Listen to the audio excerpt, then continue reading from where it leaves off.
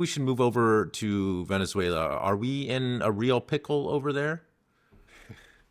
Yeah, I don't know what to say.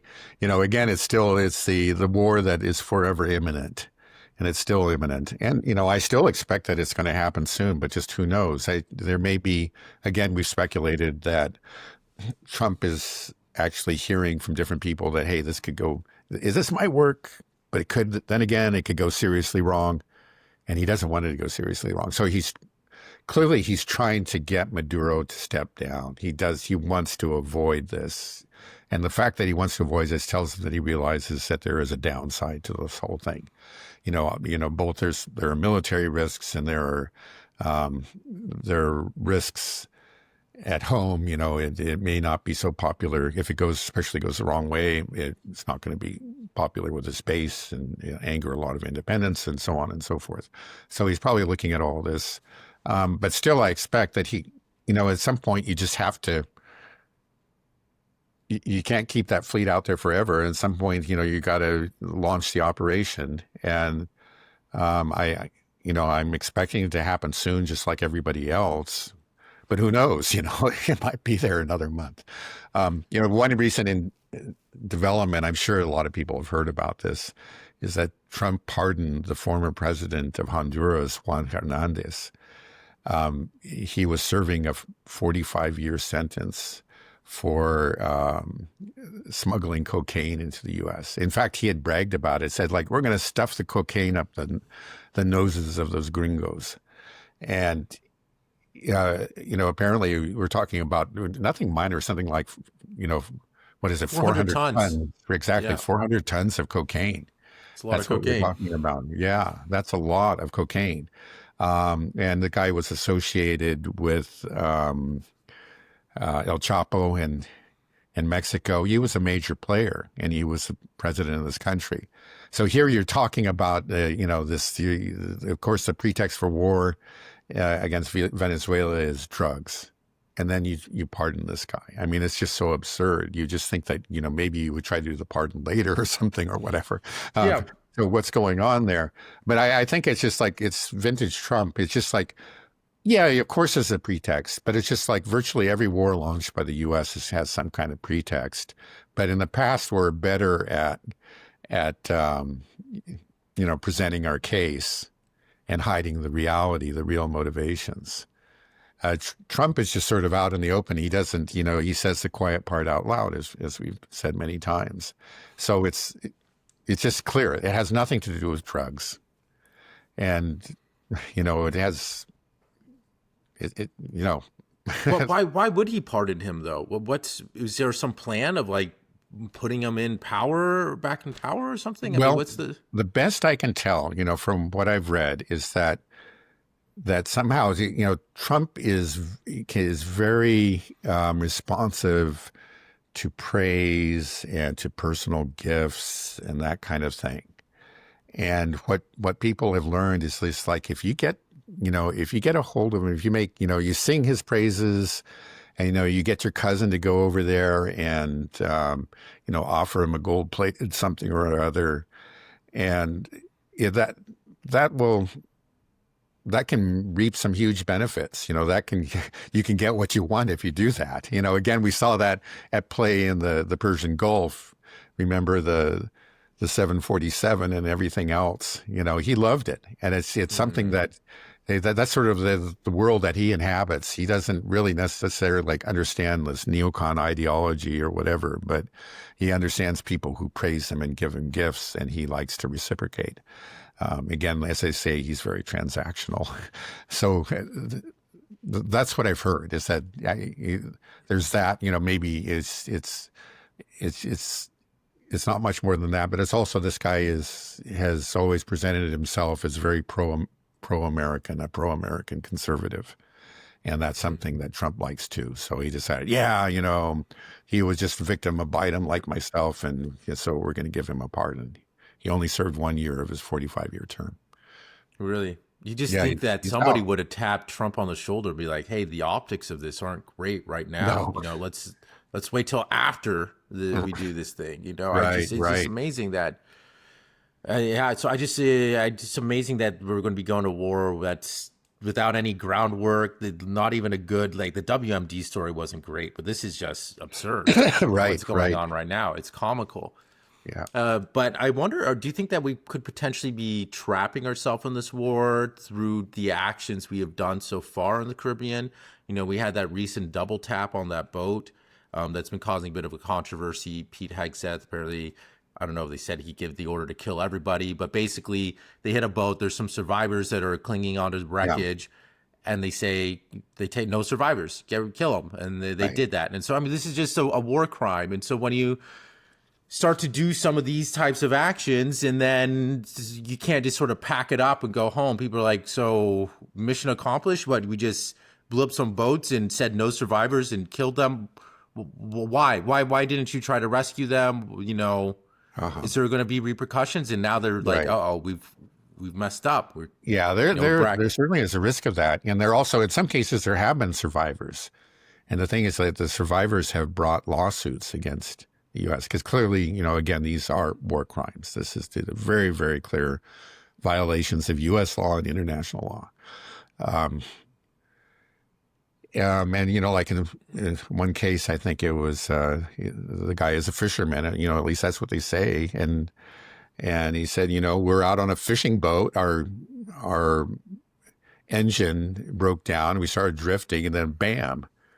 And my brothers or my buddies were killed, and I just managed to, you know, I ended up in the water, but somebody rescued me. And yeah, I think these, you know, that's the, there are similar stories, other stories like this, and some of these survivors, from according to what I've heard, are looking at, let's say, their legal options, and it could prove to be a real problem. Do you think when these actions, do you think there's any kind of realization from people within the military that say they might think like, wait a second, maybe are we the bad guys if we start saying things like no survivors, don't take prisoners, you know, double taps like this, that like, hey, that's bad guy behavior, right? Yeah, right. Yeah, again, it's just sort of like it's a Trump style. I mean, it's just under previous presidents, you know, there was always this cloak of ideology and, you know, humanitarian concern. We're doing this because we care about the Iraqis or the Kosovars or whatever. In fact, you know, I think that was all nonsense. But there was an effort to cloak, you know, the crude geopolitical realities. And Trump is not, he's just not into that, you know. He says that's not, he just, again, like I've said, he says the quiet part out loud. He's just like, yeah, we're the awesome United States and we can do what we want. And look at that. I blew something else up. Isn't that great? Again, I don't know that he does any more harm than any of these previous presidents, but he just, his personality makes the injustices is so very obvious. And he really is doing tremendous damage to American soft power. Right. I just wonder if there's going to be any real repercussions from what we've done so far. Like if these war crimes, if they start to pick up some more attention in the media and they get more heat, then would it be something like, okay, well, we have to just stick with our story that these are narco terrorists and we have to go to war? Mm-hmm. Or will they be able to just pull back? I mean, I'm just hoping that the U.S., that we don't do this, but it just seems like we're stuck there and we're going to. And I think maybe part of the reason is because of what we've done so far. Like, what will we say to everybody when we go back? That we just killed?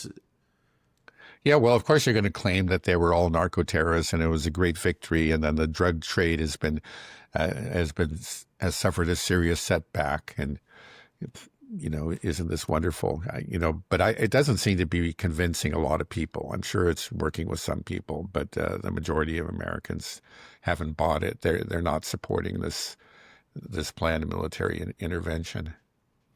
Well, when this is all said and done, this huge battle between U.S. hegemony and multipolarity, will there be actual war crimes, you know, war crime trials or tribunals? It just seems like no matter what, people in the West, we can start wars, we can invade countries, blow people up, and then just nothing ever happens, ever. But when we enter into a new multipolar world, you shouldn't be able to do that, right? Will there be Well, another, or it'll be it has within to their sphere, it has within to their happen, spheres, I guess. either a country, war crimes trials only take place under, let's say, really two sets of circumstances.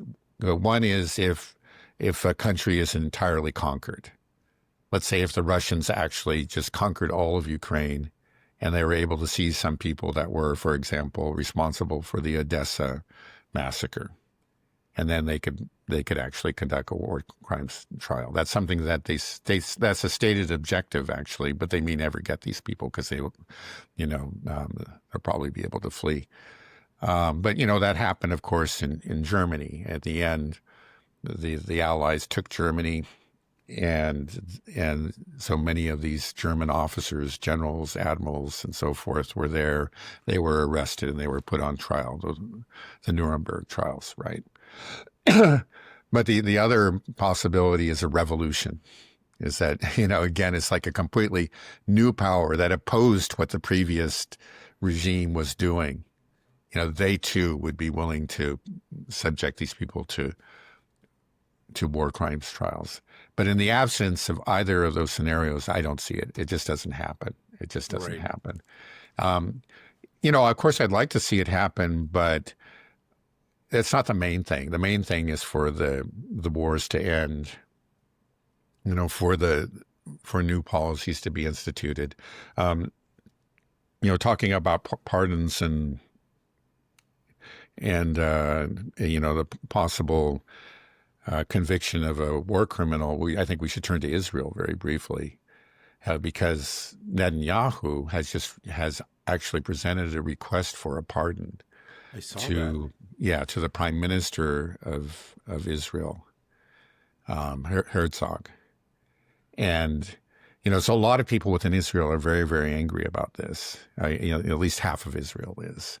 There's the half of Israel that hates him, the half of Israel that loves him. The half that hates him just is up in arms about this. They want to see him convicted. What I've heard is that, in spite of all of his delaying tactics, he's managed to cancel all kinds of hearings for security reasons. He keeps on starting new wars. He keeps on bombing, new parts of the Middle East. So there's always an excuse, or almost always. But even in spite of all that, the trials have gone forward, and what the Israelis, at least the leftist Israeli press, is saying is that it does really, really look bad for Netanyahu. He clearly did engage in corruption. Now, none of this is for war crimes.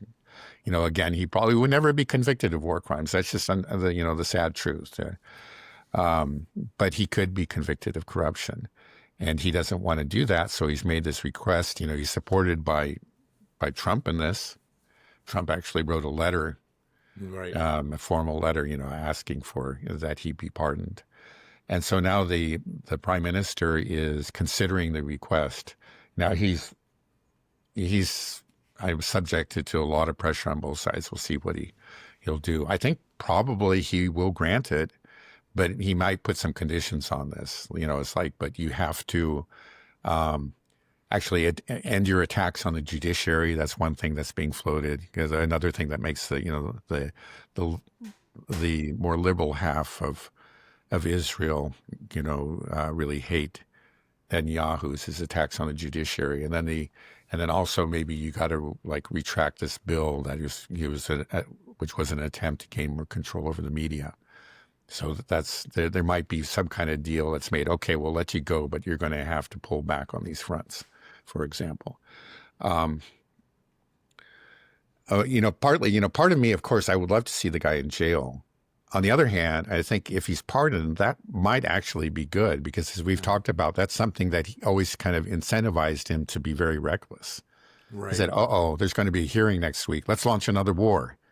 We've seen that happen again and again. And now, if that pressure is off of him, he might, I can't be confident of this, but he might be, just a little bit more cautious in his pursuit of expansion. Right. Yeah, I was thinking the same thing. If they say if they say no pardon, then I guess we could expect war with Iran or something like this, or a reopening in Gaza. I mean, are they trying to give any pretense that they're trying to abide by the ceasefire anymore, the Israelis, or what's the situation right now for the? Well, they don't have to even pretend. That's the thing, because they kill people every other day, or not every other day, virtually every day, and sometimes quite a few people. I think just yesterday, in the last 24 hours, we're talking about another 3. That's often children. It just goes on and on and on, and they still are not keeping their part of the bargain. They're not allowing all the trucks in. They're not allowing the equipment to remove the rubble. And the suffering continues. It's maybe a little. It's better than it was when the war was ongoing, before the ceasefire, but the suffering clearly continues. And, there's still a lot of people are staying alive, but they're not really getting enough calories. And there are just a lot of people that are starving. They're not quite starving to death, but they're starving. There are many women who end up having stillborn children because they don't have sufficient nutrition. It's the reality. I think there's 700,000 children are actually living in tents and, without proper shelter. Again, there's been some very bad weather.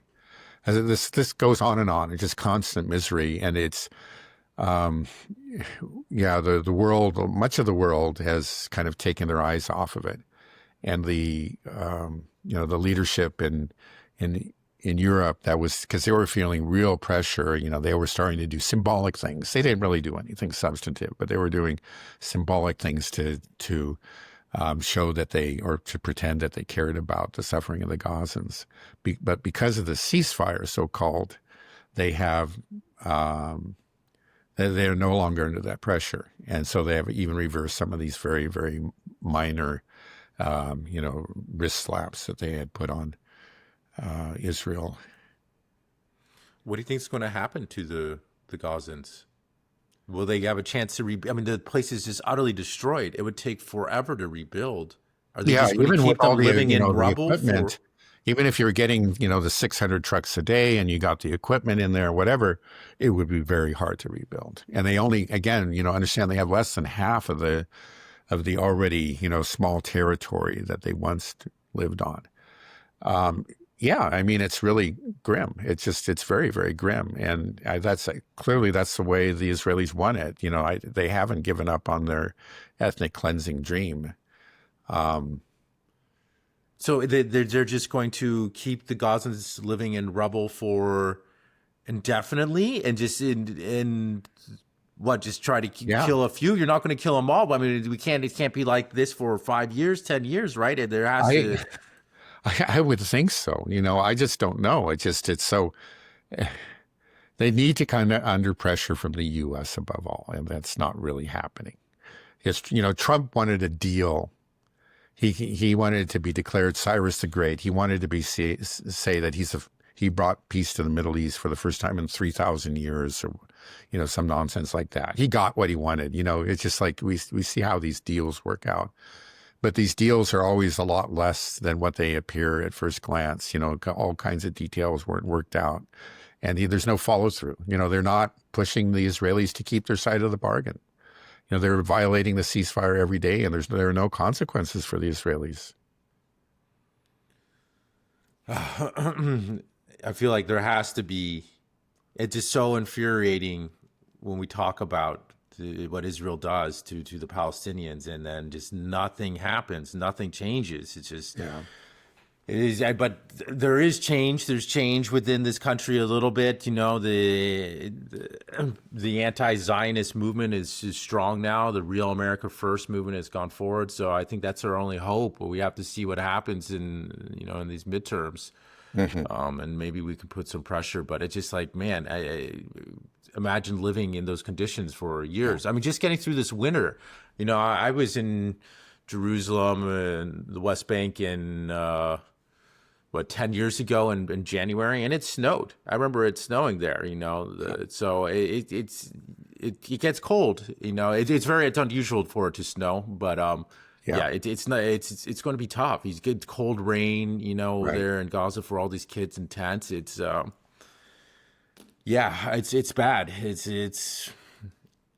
And I don't know what to say. The world is looking away more and more. That's the unfortunate thing. I hope we can. Yeah, we can't forget but not about the whole Gaza. world. I mean, still, the anti-Zionist movement has been energized, and like we see it in, for example, in the UK, there has just been a constant protests, and police have been cracking down, and it just looks really bad. Old ladies, people in wheelchairs, people holding up signs, like "Stop the Genocide." They get handcuffed and dragged away. I heard. Just as kind of a test and to show the blatant hypocrisy, some people will hold up signs that say supporting the genocide, and pretty much, and they do not get arrested. That's so crazy. Yeah. That's such a black stain. And people history. see it, and I'm sure that even no question. Among the police in the UK, there has to be a lot of discomfort. I certainly hope there is. I imagine there is. So it hasn't gone away, and there has been a real change, a sea change. It's just the problem is that the leadership is as devoted to Zionism as ever in both the U.S. and in Europe, and those bums just need to be thrown out.